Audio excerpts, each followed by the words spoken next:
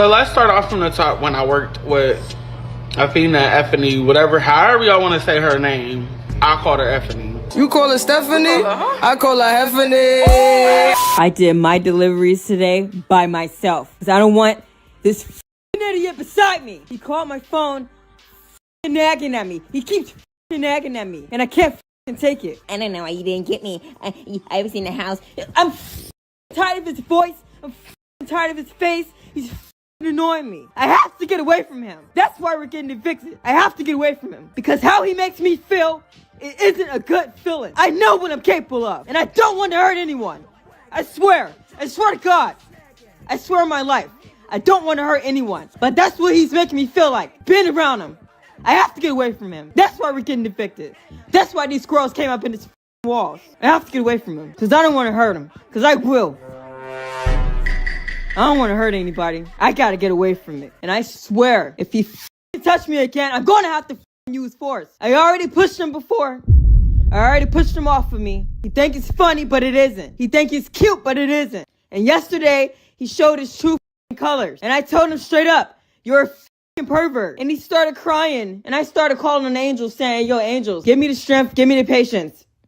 And then he like, no, angels, she's lying on me. She's being a bully. No, I'm not a bully.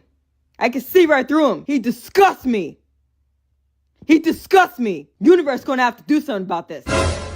Somebody gonna have to do something about that. Somebody gonna have to do something about that. Universe gonna have to do something about this. Because I am aligned with the universe. I deserve better. And then in court, it's mentioned that she helped somebody with cancer or something like that? Your Honor, my client is a helpful person. She's a giving person. She's actually is credited with saving a life because of a 60-year-old who had skin cancer that she may go to the doctor to find out that that's exactly what it was, and that person is doing extremely well right now. Is she talking about somebody with an illness? Dismissing everything that I do for him and did for him. Dismissing the fact that he had this condition that he'd been going through for a long time and nobody can help him. But me, I helped him get through it. Right, and in the court they mentioned a guy she helped somebody with. Is this the same guy? The roommate guy? Because if that's the case, I'm not sure. Maybe whatever illness, I don't know. Another thing is this an assumption? It might be a dead body just laying around in the house and he might have died from whatever cancer, illness, or I don't know. You know, they need to do a wellness check. You know what I mean? Maybe there's been a wellness check already done. Nobody's answering the door. Maybe the body's just sitting there. Who knows? Yesterday, it kind of like, it just like kind of like went over the line at this point. Like he handed me the knife and told me he told me to him. So that's Afeni basically saying that this guy asked her to do something to him. That woman who killed her manager at McDonald's will be going to the same prison that I was in when she gets sentenced. And she's going to have a very long time to think about what she's done. Let me just tell you that. Her and anyone else that gets over... Well, man, she can't think. She got voices in her head. 7 years at this prison, they have to go sit in their own isolation after they've already been isolated. So whenever you first go into prison, you're stuck in this RGC thing where they run all of these tests and you're on lockdown 23 hours a day until they say, okay, you're ready, you can go to grounds. That was 11 weeks for us. Okay, Dang. Then when you go to grounds, you feel free. You feel free, but not her. No. Anyone that has 7 years or more gets sent after that RGC to the most haunted, nastiest, disgusting building I've ever been in my life for 9 months of 23-hour lockdown. I'm talking about my job in prison was to watch people that were on watch so they stayed alive. A girl literally ripped her eyeball out in front of me. Okay, so there's that. This building is full of women screaming. Like, I've heard of multiple people doing that too, like when they take their eyeball out. Like one dude did it with a spoon. Oh God. So basically she's saying, hey, Afeni, just, you know, even with her killing somebody, she's like a level 5 crazy. Compared to these women, this place will turn her into a level 10. like, it doesn't stop. It's all day, all night, screams. And when they stop screaming, because they finally go to sleep, the ghosts start screaming. I'm talking about, you know how when you see a jail And you're thinking metal bunk beds and all that. Not this building. It's all An operational building that is physically haunted to the nth degree. That's wild. concrete beds, concrete. Everything. Oh, it's the most nastiest, the worst place I have ever been in my life. If I would have ever had to sleep there, I probably would just cried the whole time. Because there ain't no way. Let's put it like this. That building is so haunted that girls that were on Suicide Watch that I was watching would tell me that people were telling them at night to take their own life. And I know they were mentally ill. But it wasn't one. It was multiple people. Even people. She found exactly where, when she was in the freezer hitting her head, when she was saying, yeah, there's voices in my head, shut up. Oh my God. Those are her people. People who weren't mentally ill were talking about how a ghost comes into their cell at night and tells them to take their life. And all the girls that have taken their life was in that building. Almost all the lifers in this prison are also millionaires. That's right. They have sued the system and won. And they're sitting in prison. But they sued the system and won for other things, but the suing and winning grant them a release? No, I think that's different. You can win all the cases you want, but for maybe wrongful treatment in there, that's what I'm thinking. But if this person is dead and you killed 10 people or something like that, hey, you know, nah, we ain't letting you go. I'm guessing that's what that is. And then these ghosts that are coming in, you ever heard those people say, oh, the devil told me to do it, this demon told me to do it, or God told me to do it? I think that ghost comes in different forms and people call it different things. That's my guess, because you'll see some dudes tatted, horns, all that are stone cold blood murderers, and the judge, oh, why'd you do it? The devil told me to do it. His name is or whatever. You know what I mean? That might be a case of that. I'm not sure. I don't know. I'm just saying. I'm saying stuff that kind of seems like it goes together. As millionaires. Alright, so the lady at the top left corner, that's Afena's mama. On top of me, that is Afena's fraternal twin sister. And why I say that's her sister, they were born on the same day.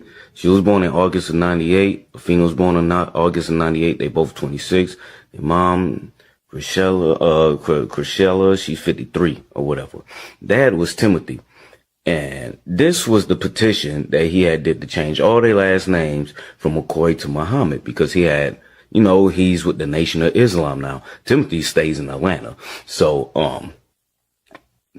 she had the same address with her sister. They used to stay together until recently. Now she's back with her father. So I was about to say, so she went from her sister to her dad to the guy in, I guess, Detroit and Michigan. So did her dad stay in Virginia? Who in Virginia knows this girl? Because I'm guessing her dad stayed in Virginia because the Virginia incident was a Taco Bell incident. From the Taco Bell, somehow she got transported or whatever. She up in Michigan now, so at that address.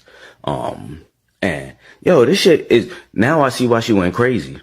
Shorty, you know, she probably wasn't with the whole Nation of Islam thing, and your family gonna shun you. But this is a quick one. Or was her dad in Detroit? I mean, yeah.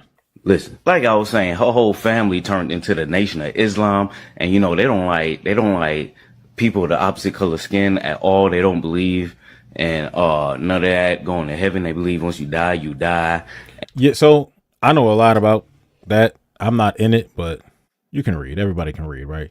So having somebody that thinks like Afeni does, I think I pronounced her name right. Hopefully I did. If you put her under the umbrella of anything Islam, any even religion or anything, that ain't, especially isn't how strict it is, that ain't it. She, as what we see, she views bullying. Hey, put your phone away. You can't do that. I'm gonna have to send you home. She thinks that's bullying. Getting talked to do what you're supposed to be doing. That ain't gonna work. You can't have that. That's not it. So I do kind of believe the fact that, hey, this, you know, being under this religion, being forced to do all this, I'm guessing, right? Go against her dad, go against the family and stuff like that. And even if you look at the comments under this video, the songs that she released, and she was talking about a man in a song, people were just like, wait a minute, after seeing this, that song had to be about her dad, because she talks about the physical abuse when she was younger and things like that, you know. So even if, you know, I'm not going to say physical abuse and things turned her like that. I think she might have been somewhat already on the spectrum, and the dad just made it worse, just heightened it.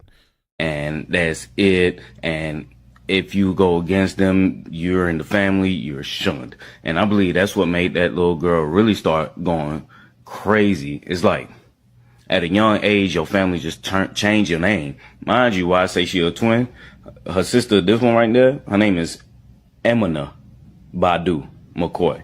They were born on the same exact day. You know what I mean? Look at the mama. Look just like the mama, don't? Yeah, so, and then there's more siblings. There's a, Sally and the other person name, I can't, Toshiba, that thing. Yeah, you know what I mean? So it was a few of them.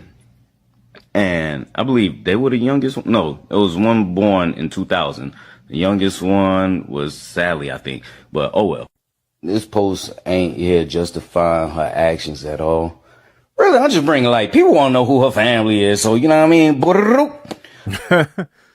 There they go. You know what I mean? Got you.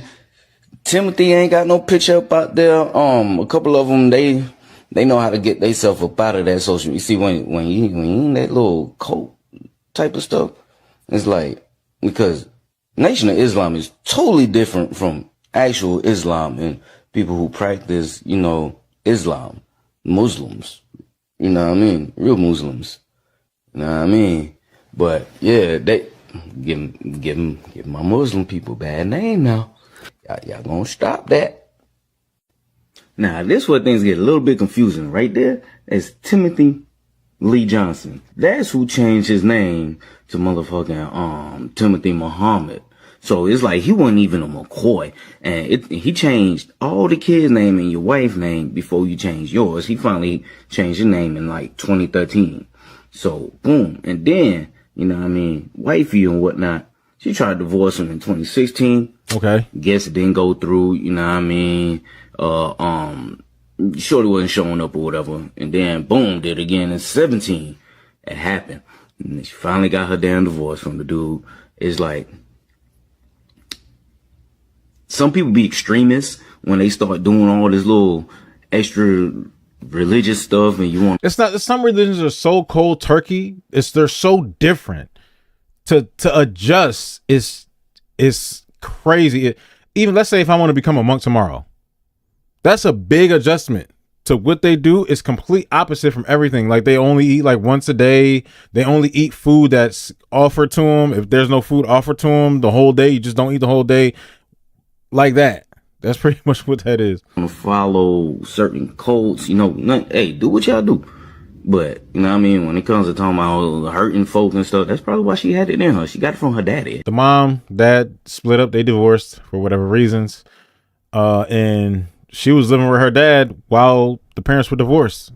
You know, so she went from the dad to the guy. Now, the guy's house, the roommate that's missing that she lived with, apparently her dad was telling her not to even stay over there.